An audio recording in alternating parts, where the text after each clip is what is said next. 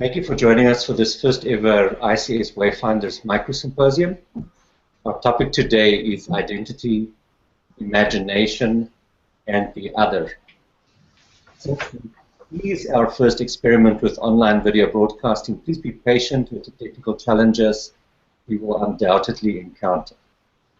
ICS, the Institute for Christian Studies, is a graduate school of philosophy based in Toronto, Canada, and the Wayfinders is a new lifelong learning community nurtured by the ICS. You can follow us on Twitter at ICS Wayfinders. We host a Twitter chat every Tuesday, Wednesday, and Thursday at noon Eastern Time. You can search for our chat with hashtag WayChat. That is hashtag WAYCHAT. I am your host today. My name is Gideon Strauss. I am an associate professor in worldview studies at the Institute for Christian Studies, and our guests in this week's microsymposium are Ron Capers, Aya Hayashi, and Jeffrey Anslus. So Ron and Aya and Jeff, please tell us a little bit about yourselves. Hi, I'm Ron Kuipers. I'm an associate professor of philosophy of religion at the Institute for Christian Studies in Toronto, and I also direct the Center for Philosophy, Religion, and Social Ethics at the Institute for Christian Studies. Did you want any more than that, Gideon, or is that good enough? I think that's good for a start. Okay. Hi, everyone. My name is Aya Hayashi. I am a PhD candidate in musicology at the Graduate Center at the City University of New York, New York City. I specialize in the music of science fiction fan communities.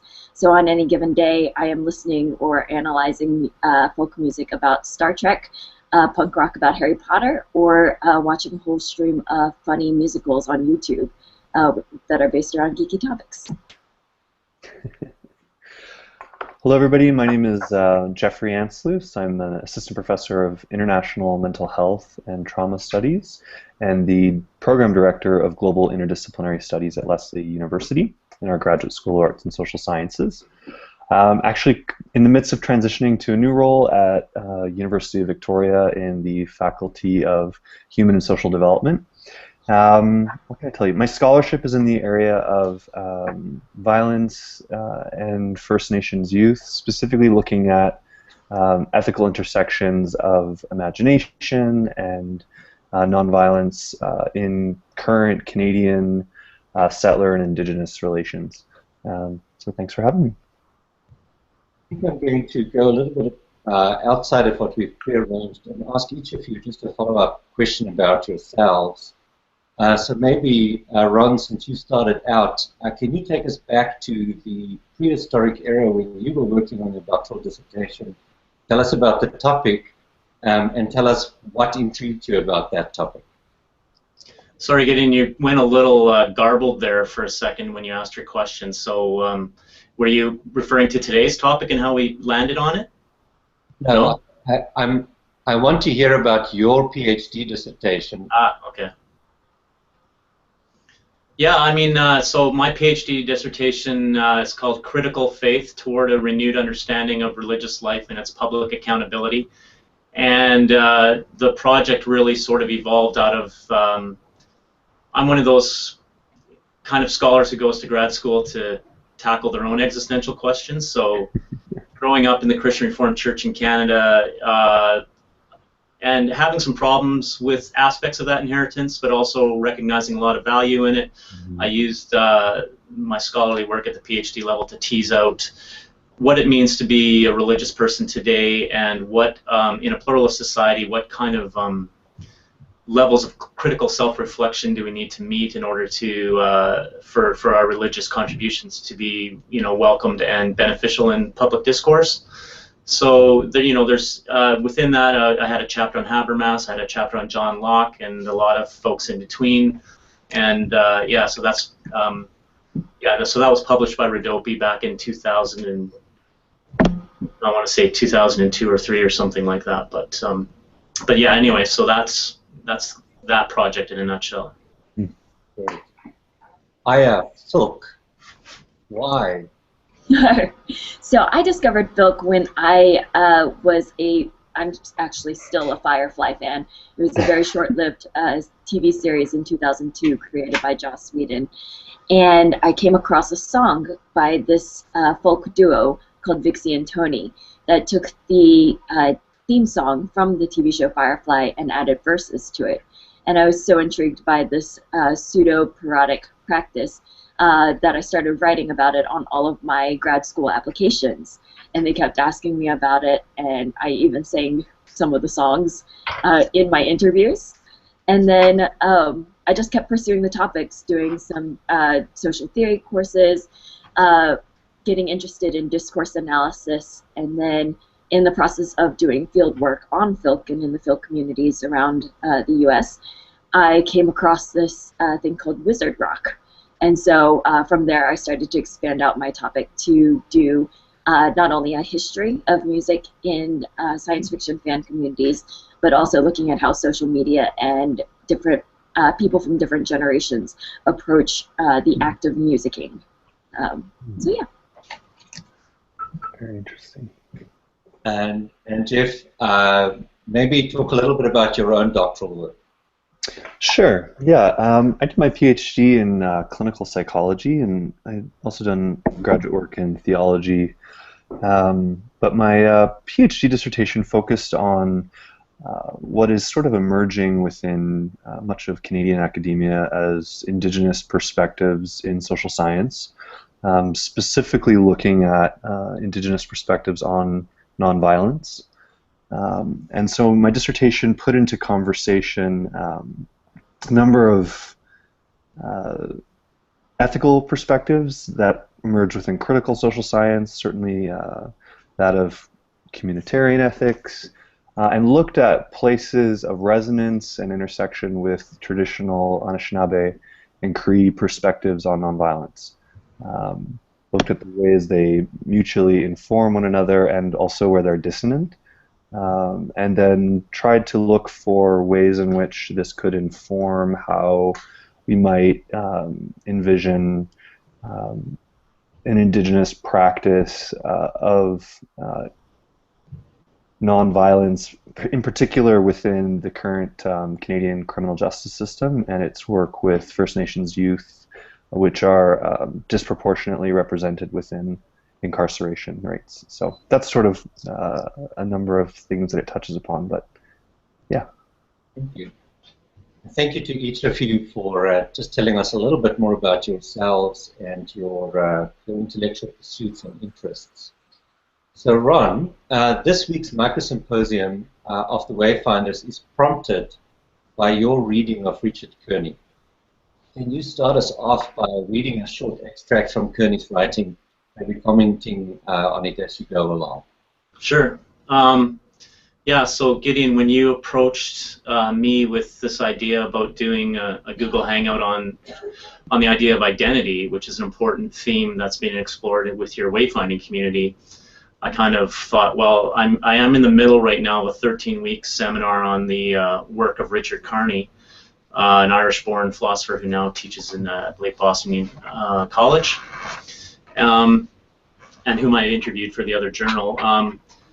Simply because it's sort of, well, lazy on my part because I thought that's where my brain is already at, so I won't have to do a ton of prep, but also because for me, and Kearney's work has impressed this upon me even more, the question of one's own identity can never be asked in isolation or in a vacuum, and so we have to think about the way our different cultural inheritances shape our sense of identity, and also our own responsibility in appropriating that and receiving that and doing something with it.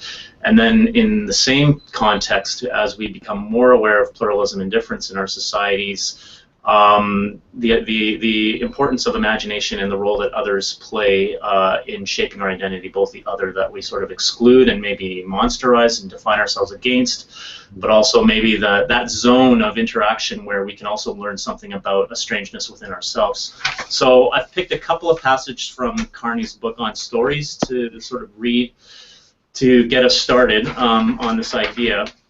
And they're both from the sort of culminating chapter, I believe, called Narrative Matters. where Carney starts to emphasize the idea that narrative or storytelling has a central role to play in our understanding of our identities. So I'll just start on the top of page 129 for anybody who has the book on them, where Carney says, and I quote, "Every human existence is a life in search of a narrative. This is not simply because it strives to discover a pattern to cope with the experience of chaos and confusion. It is also because each human life is always already an implicit story. Our very finitude constitutes us as beings who, to put it baldly, are born at the beginning and die at the end. And this gives a temporal structure to our lives which seeks some kind of significance in terms of referrals back to our past or memory and forward to our future or projection, so that we might say that our lives are constantly interpreting themselves, pre-reflectively and pre-consciously in terms of beginnings, middles, and ends, though not necessarily in that order. In short, our existence is already to some extent pre-plotted before we ever consciously seek out a narrative in which to reinscribe our life as a life history." So a lot of we inherit our identity as a story we inherit, and then also we take up that story on our own, and we end up replotting our lives along as we go. And I think what's important to kind of keep in mind there then is that because our condition is finite temporal beings, that means it's impossible in principle for us to ever have the question of our own identities fully resolved. And that doesn't mean we completely lack identity or that we're basically schizophrenic beings, but that there's a certain fluidity within the continuity of our sense of identity, and a certain openness and a certain ability for us to imagine other possibilities than simply the ones that have been given to us. And that's a journey that every human being is on in life. But the constancy and continuity we experience in a healthy sense of identity, I think, is an intersubjective accomplishment. We depend on our forebears for a cultural inheritance, but also the others in our lives tell stories about who we are through which we understand ourselves, but it's never just something done in isolation or in a vacuum. So Carney talks about the importance of the relationship with, the other in this sort of narrative journey of self-identity. And I just want to read one more, a little passage that's a little bit longer from page 139 and 140, where he ends up quoting from J.M. Coetzee. So Carney says, and I quote, he's talking about the power of empathy. This power of empathy with living things other than ourselves, the stranger the better, is a major test not just of poetic imagination, but of ethical sensitivity. And in this regard, we might go so far as to say that genocides and atrocities presuppose a radical failure of narrative imagination. Jonathan Swift believed this, for instance, when he wrote A Modest Proposal with a view to securing understanding of the Irish famine in his English readers. And one of J.M. Coetzee's characters, Elizabeth Costello, applies similar arguments to the Holocaust. And here's a quote from that character. "The particular horror of camps, the horror that convinces us that what went on there was a crime against humanity, is not that despite a humanity shared with their victims, the killers treated them like lice.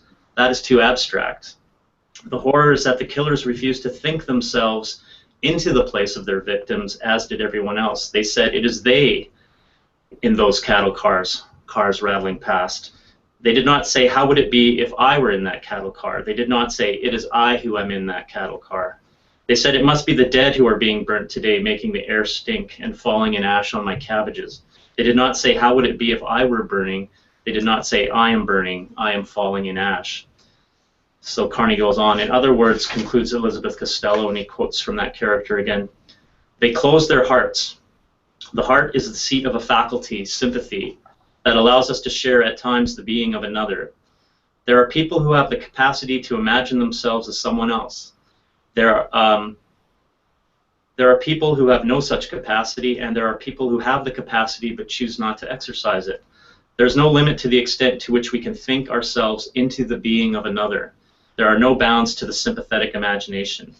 So then Carney continues, and I'll just read a few more lines. He says, "If we possess narrative sympathy, enabling us to see the world from the other's point of view, we cannot kill. If we do not, we cannot love. We might say, consequently, that catharsis affords a singular mix of pity and fear, whereby we experience the the suffering of other beings as if we were them. And it is precisely this double take of difference and identity, experiencing oneself as another and the other as oneself, that provokes a reversal of our natural attitude to things and opens us to novel ways of seeing and being. So, and that's what I wanted to read from On Stories to sort of help start us out today. But the two things: the idea that the search for human identity is a narrative journey of telling stories about ourselves with others, but also the idea that not any story will do, that we should be striving to tell stories that have a capable of ethical sensitivity toward others and that help us to become sympathetic and imagine ourselves in the place of others and enlarge our sympathies. And if we want a just and caring world, that's the kind of issues we should be grappling with in our search for identity. Wonderful to hear Kearney quote J.M. Coetzee, a fellow South African. I was wondering, Ron, as you read Kearney, what becomes most significant for you personally? So how were you challenged as a person, as a scholar, but more than as a scholar, by what you read? Right. Well, in many ways, but maybe I'll just focus on one. So when I was in the seminar that I'm leading on Kearney, I have the students do, and I do myself, a style of presentation where we bring in whether cultural artifacts or things from the media or events going on today, and sort of talk about how Kearney's work helps kind of help us explain and explore what might be happening in those kinds of artifacts, or it could be news events or new developments. One of the chapters in On Stories talks about nations as narrations, so I thought I'd take the opportunity to talk about the traditional story Canada as a nation has told about itself, and you know, in terms of the founding fathers and you know, the building of the railway and the expansion of the West and all those sorts of things. And talk, you know, and it's, you know, quite interestingly talk about how others were imagined in those narratives. So of course we talked about the First Nations and Indigenous peoples in Canada, and the you know, the Indian Act and the legacy of exclusion and even cultural genocide, and the fact that, you know, we just finished a several-year-long process in Canada of truth and reconciliation that's still ongoing, where the stories of the victims of the residential schools have been told, and I found that just exposing myself to that process, going on the Truth and Reconciliation Commission website, listening to the narratives, the stories of other people. You know, I grew up in Western Canada in Edmonton with you know, a lot of Native populations around in Edmonton, and but not having really any kind of familiarity or not knowing any, and sort of Kearney's work, I guess, would help me see the importance of opening myself up to that, opening my identity up to that, thinking about the imagined community to which I belong and how it could be imagined otherwise.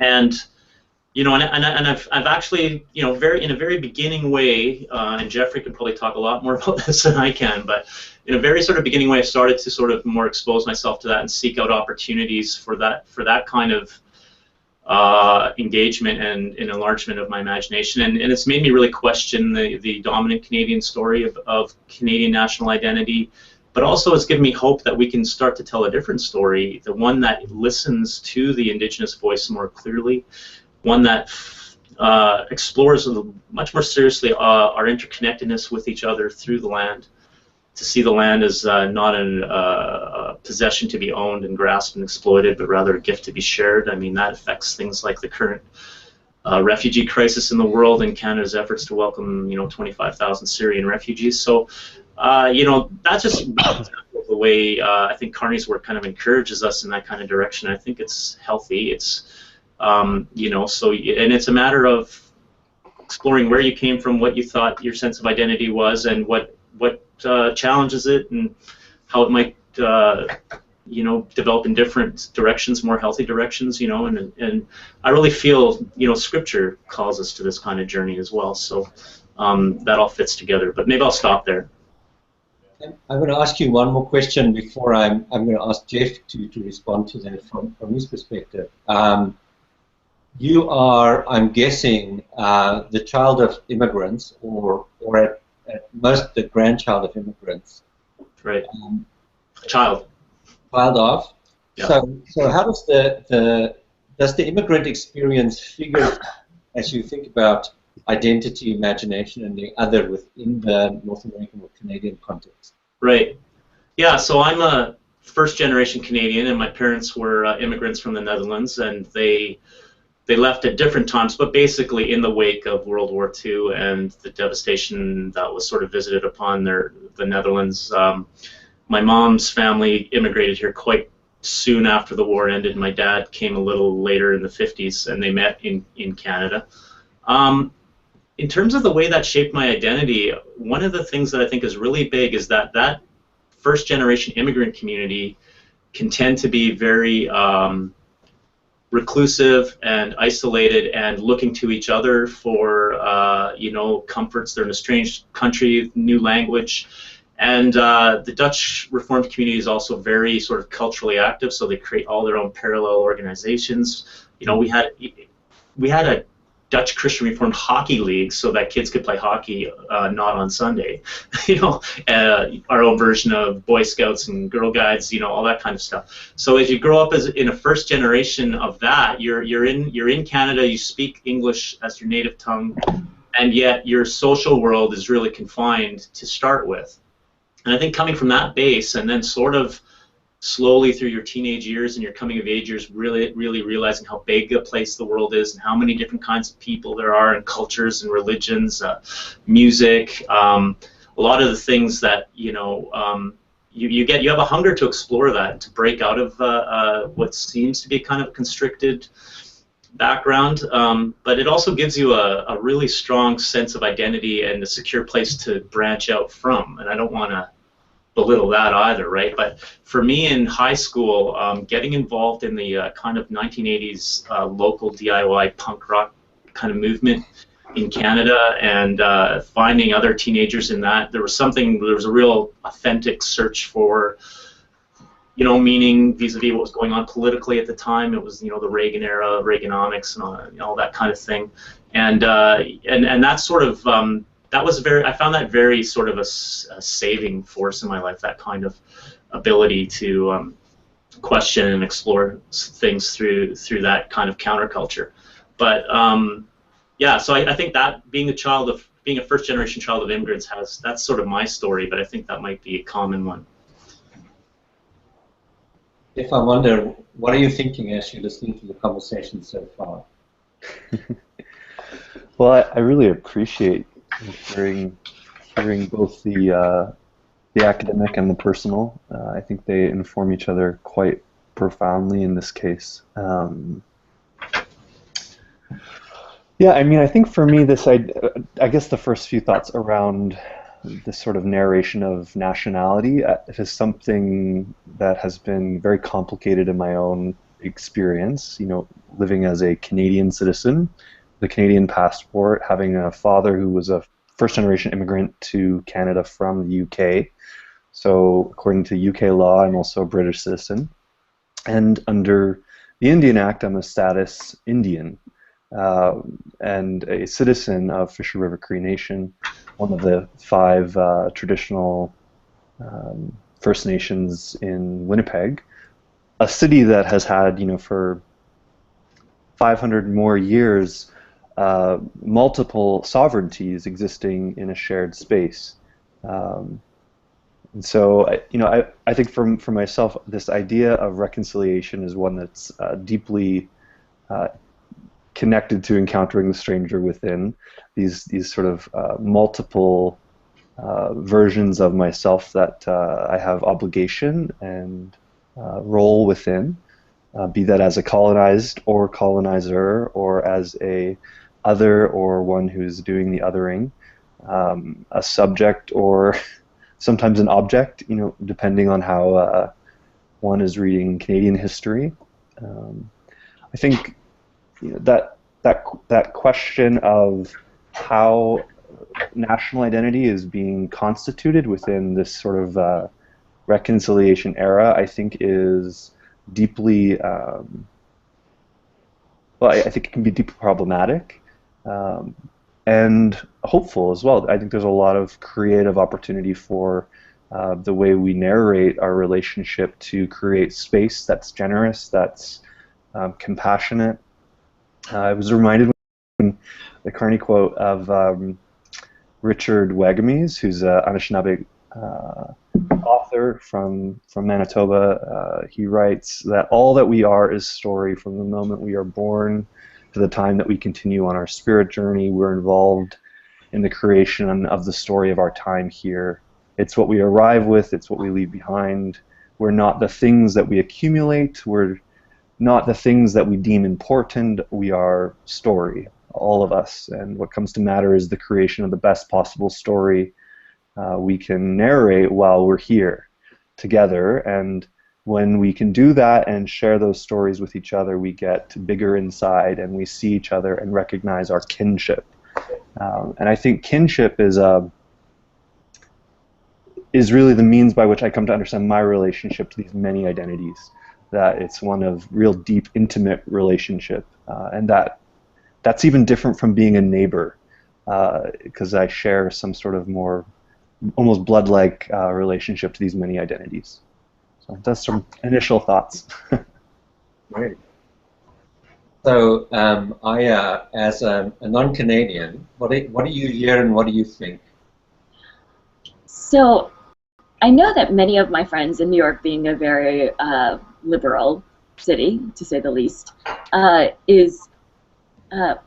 often they express an envy of what's going on politically in Canada right now. In very broad, things are just so much better up there. Maybe we should move north, especially with just there are tons of poisonous discourses going around the U.S. political scene right now, both in the media and then on social media, especially. There are days when I have to just take a break from Facebook because it's just so, people are just constantly yelling over each other.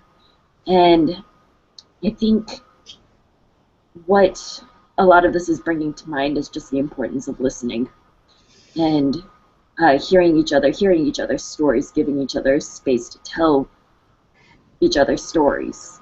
I think one of the things that I brought up in our former Twitter chat was this idea of being a Japanese American. So all of us come from immigrant parents, it seems. My parents came to the U.S. First to Texas and then moved up to Virginia in the 70s and then mid-80s. And I never felt really Japanese. My dad is from a small town called Nagiso, and my mother's from Osaka, and they both came to the U.S. to pursue graduate degrees. And so moving into first the Deep South, and then still Virginia is technically the Bible Belt of sorts. But I grew up very privileged, but also very divorced from any sense of being Japanese, outside of the fact that my dad tried to teach me in the car on the way to school, and I would shut him down, saying, "No, Daddy, I'm American." So my sense of coming to terms with being a Japanese American happened in college when I started doing a project on taiko drumming, which is a distinctly, really a Japanese American phenomenon, because many people in the wake of World War II came over to the States. And then especially with the American occupation of Japan, as well as the changes post the internment camps in California out west, people were searching for an identity, and they were searching for something authentic. And the taiko drums and the performative, the athleticism of it really spoke to people. And so now pretty much anywhere you have a strong Japanese community, you'll likely find a taiko troupe as well. So that got me thinking. And it was in the process of doing that research project that I first learned about the Japanese American internment camps. It had never been brought up in my history courses in middle school or high school or anything like that. And I think the story of the people who survived from those camps provides a very interesting parallel to what's going on right now with a very strong Islamophobia And so recently I had the opportunity to see a good friend of mine be in the cast of Allegiance, which was the George Takei musical about the Japanese American internment experience. And it was a notable musical for many reasons, because it was really the first thing since Miss Saigon that there's been a largely Asian cast on stage. And then it was telling a previously untold story. Mm-hmm. And while it closed just 2 weeks ago, but as it was on stage, it was right concurrent with several politicians coming out and saying, hey, you know what, I probably would have supported FDR's executive order to push these people into the camps. And so it was just, I don't know, you really sensed the parallels of history and both the idea that we can either listen to history or we can choose to ignore it. There's that space to imagine better and to imagine worse. And what will we learn? What will we do? And I think we're still very much trying to figure that out right now in the U.S. Right now it seems like we're imagining a lot worse. But, you know, we'll see. I'm intrigued when you talk about your own discovery of the Japanese American experience with internment during World War II. So very much. You hint that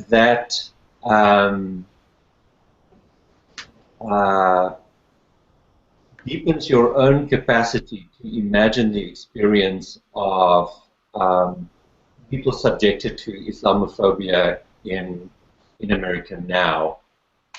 That resonates for me with what Ron had read from Kearney, specifically Kearney quoting from Jane Christie. I wonder if you can just speak a little bit more about how the narrative of your own closer ethnic community allows for your imagination to open you up to the experience of people from different communities.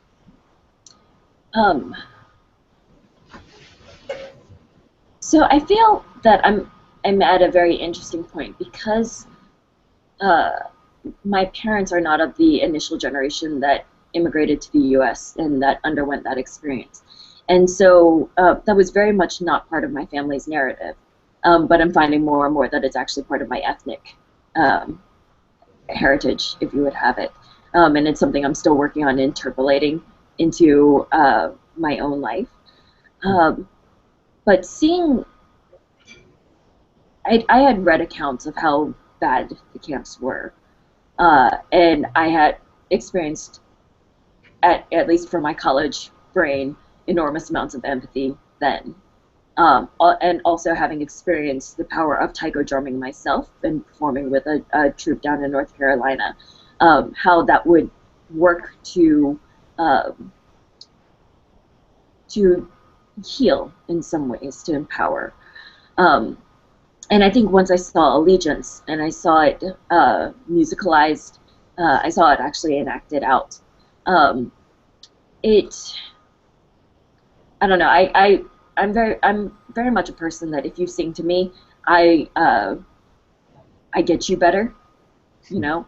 That's why I can't go to straight plays very often, is because I'm wondering why they're not singing.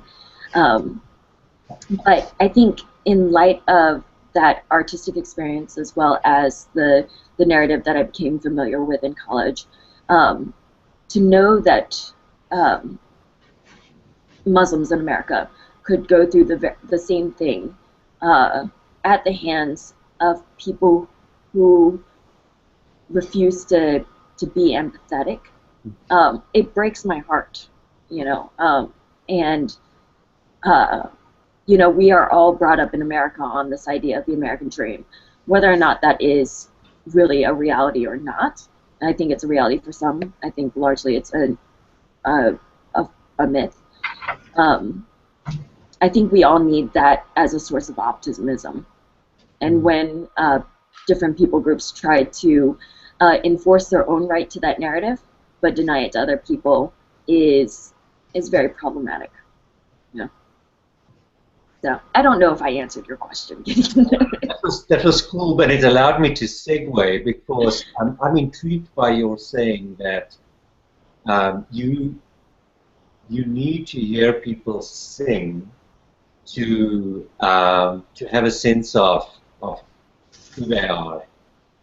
So I want to ask Ron and Jeff, what are the songs that mattered most to you as you tried to figure out who you are? And I'll come back to you with the same question. You can just sort of weave in with each other.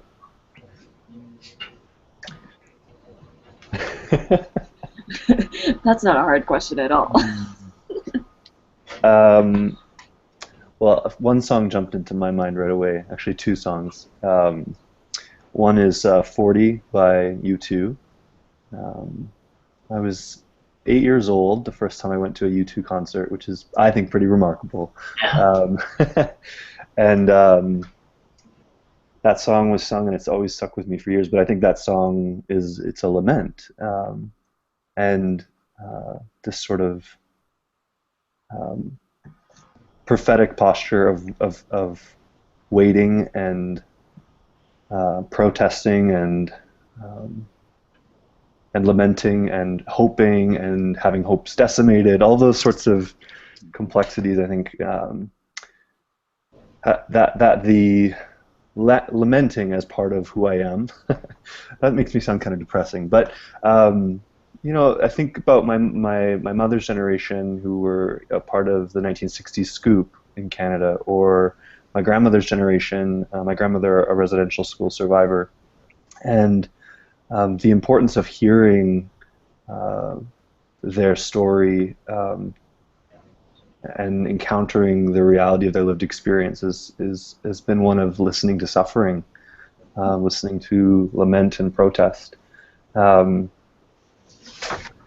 The other song for me was actually that came into my head was it's called "Love Song for Attawapiskat," and it's written by Leanne Simpson, an Ojibwe scholar, and it's essentially spoken word overlaid with traditional Anishinaabe singing, and in it she critiques the Canadian government for the ongoing oppression of Attawapiskat, which is a northern rural community that's lacked clean water, lacked education systems, and whose chief protested in a hunger strike in front of Parliament in 2012. So for me, that song, I think, again, it's a narration, but it's also from a very distinct tradition. You know, 40 comes from the Hebrew Bible, and this love song for Attawapiskat comes from the Ojibwe culture, and I think that in many ways they both bear imprints of the way I imagine the world, waiting for some, you know, in 40, waiting for, you know, this sort of redeemer, this savior, and in Love Song for Attawapiskat, waiting for humans to act rightly, which I think for me reflects both, I think, my hope and what I sort of see as my lived reality.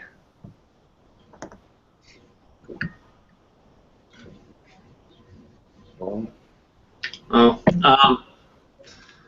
that's going to be hard to follow that. And you caught me a little bit off guard because, you know, I'm trying to put myself really back into when I first awakened to the fact that sort of music and art could be a way of you know, awakening you to existential themes, social and political themes, and of exploring them in meaningful ways. And it's interesting that Jeffrey mentioned 40 from you too, because I think it was that record, the War record, when my older sister's boyfriend brought that into our house when I had been listening to just, you know, top 20 radio. I was, I don't know, I was in the early 80s when that record came out, so I was like, you know, 13, 14 years old.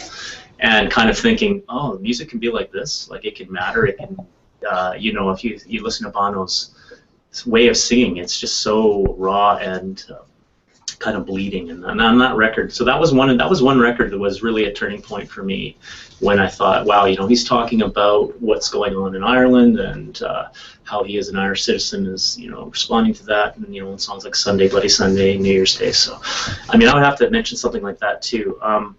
The other record that my brother-in-law brought into the house was the Clash's London Calling, and there's a song on there called The Clampdown. And it's kind of about a working class British town where you're just expected to go into the local mine and have capitalism use up your body, and that's that, right?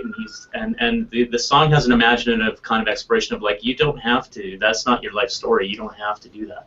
You don't have to go down that road that's been prepared for you. You don't have to work for the clampdown, right? So these are kinds of awakening songs, I guess. Those are just two that jumped into my head, but there's quite a bit more. The thing with in the United States and Canada, that punk rock scene in the 80s was a sense of music can be liberated from the corporate structures that package it and sell it. And that was quite a discovery. There's a really good book by a guy named Michael Azerrad called Our Band Could Be Your Life, which is a line from a Minutemen song, and it just explores the 80s, all these bands who sort of, as Henry Rollins would say, just got in the van, made their own little tapes, did all their own artwork, did everything, distributed all their own recordings, and toured all independently without any financial help from major labels. And you have this whole decade of this happening in the 80s, to the point where the industry sits up and takes notice, and it really helps explain why something like Nirvana happened in the early 90s, the way it blew up like that, because a lot of the groundwork for that kind of music that was quite a bit different had already been prepared. That's a bit of a, I guess the point I'm making there is that even in your very interaction with whatever art, if we're talking here more about popular forms of culture, but the freedom of our imagination to wrest itself free from certain destructive power structures is there. It's always available, and I think that's something that gives me hope. Songs. Do you want to say anything? So, I'll avoid singing, but I think in line with this thread, my introduction to the pop music scene was really the Backstreet Boys, so it's a lot less serious than the punk rock scene or anything like that, and not political in the slightest. But I think the song that I keep coming back to, and on any given day you'll find me singing something else, just depending on my mood. But in terms of meaning, I think that Firefly song that I mentioned at the very beginning I've revisited it over and over and over again in several conference papers, and I'll probably come back to it in my dissertation, because it took that tiny little theme song and it spun out all of the themes that were important in the show. Yes, it was a sci-fi dystopic television show, but ultimately what it came down to were these themes of family, and specifically found family, meaning the community that you find that is not your blood family necessarily. Finding community there, and then also going through life together and doing that process of narrative construction and self-analysis through the stories and through the different moments of trial.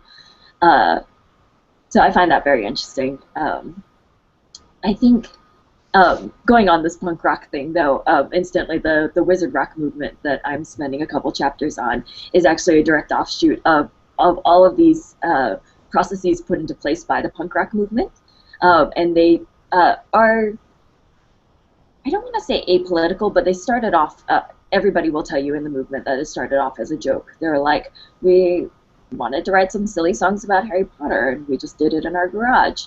And so a lot of these guys are influenced by bands like Nirvana, Fugazi, and did all of their own distribution, did all of their own recording, got it out there, and then with it overlapping with the explosion of MySpace, was able to really do this, the millennial version of a DIY movement. Where was I going with this? I just think that Nowadays, the Wizard Rock movement works very much in alignment with this organization called the Harry Potter Alliance, which is a nonprofit that attempts to do, they do a model called the narrative leadership model. And so they draw inspiration from fictional characters like Harry Potter, like Katniss Everdeen from The Hunger Games, like Luke Skywalker from Star Wars. And they try to take their stories and work them and use them as a source of inspiration for social justice causes. Do they do it perfectly? No, not in the slightest. But they are trying to imagine better, which I think is one of the great things, and the power of fiction, of popular fiction, of pop culture, to bring about change, to bring about positive change. So. I wish we could keep talking all day, but we have about 5 minutes left to conclude. And so I want to ask each of you, Ron, Aya, and Jeff, in a sentence or two, what is the most significant question that you are taking away from our conversation today? We'll be teasing out the questions that you raised now in our Twitter chat at WayChat tomorrow and Wednesday, and then without Ron on Thursday. So I'm going to keep talking for another sentence or two as you formulate these questions, and then as you're ready, just tell us, what is the question you want to continue exploring out of today's conversation. As you think about that, I really appreciate the conversation about Psalms. There's just so much that came to mind about that. I have to do my own testimony. I think I would have been about 12, early 1980s, and in the South African setting, hearing the first U2 songs was an incredibly powerful, the sense of liberation, the sense of the possibility of a celebratory song nonetheless inviting us into lament, and that lament inviting us into personal change and action. It's a profound encounter. But then, of course, there was Zulu rock with bands like Juluka that did that indigenous way in South Africa, hybrid indigenous, but indigenous way in South Africa. So, your questions. Who do you want to go first? I'll go first. I think the big thing I'm going to take away is the importance of listening in one's search for identity. If we're going to be serious about stopping practices of destructive othering in establishing our sense of identity and having a narrative imagination that's ethically sensitive, the listening part of, to me, that I emphasize is really important. Another song that I was thinking of that is a really, really profound lament. It's a band from, I think they're from Arizona or New Mexico. They're called Calexico, but they have a song from an album called Garden and Ruin called Cruel, and it's sort of lamenting the state of the environment. But one of the lines is that they say stories break like branches in the cold. And I think they're lamenting a culture that's been so frozen over that we're not hearing each other's stories, and they're being iced over, and they're just breaking and falling to the ground. And I think we can, if we can become better listeners, then we can start to reverse that kind of thing, and hopefully that would, make the world a better place to be. Mm-hmm. I'll go. I think for me, I'm curious as to, I think all of us are constantly in this process of analyzing our narratives, and I think as scholars, more than ever, we're constantly self-analyzing. But I'm kind of curious as to what are the moments that stop us in our tracks and force us to look back and start to reinterpret our narratives thus far. What are those defining moments, I guess? Mm-hmm.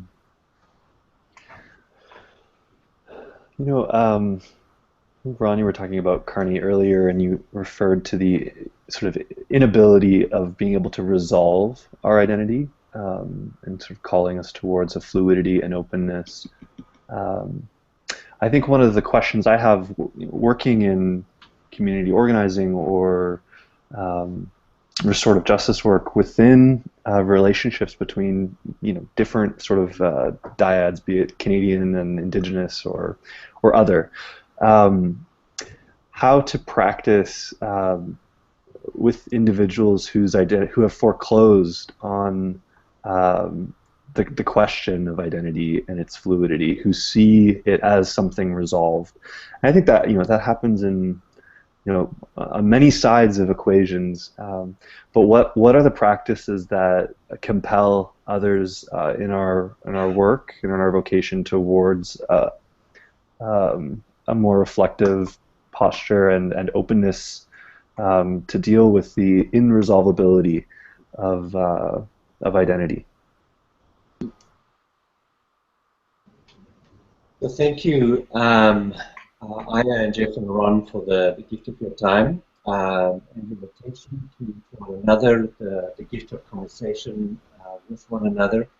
Thank you, Ron, for prompting today's conversation with your reading of Kami, and I look forward to continuing the conversation on Twitter tomorrow. So anyone who's watching this live or watching the broadcast, if you catch us in time, I will be back tomorrow at noon Eastern Time on Twitter. You can look for the hashtag WayChat, so hashtag WAYCHAT, or you can look at the Twitter account that we use to prompt these conversations at ICS Wayfinders. Thank you, all of you, and I look forward to the continuation of this conversation. Thanks, I enjoyed it, and it was lovely to meet you all and have this great conversation. Take care. Likewise.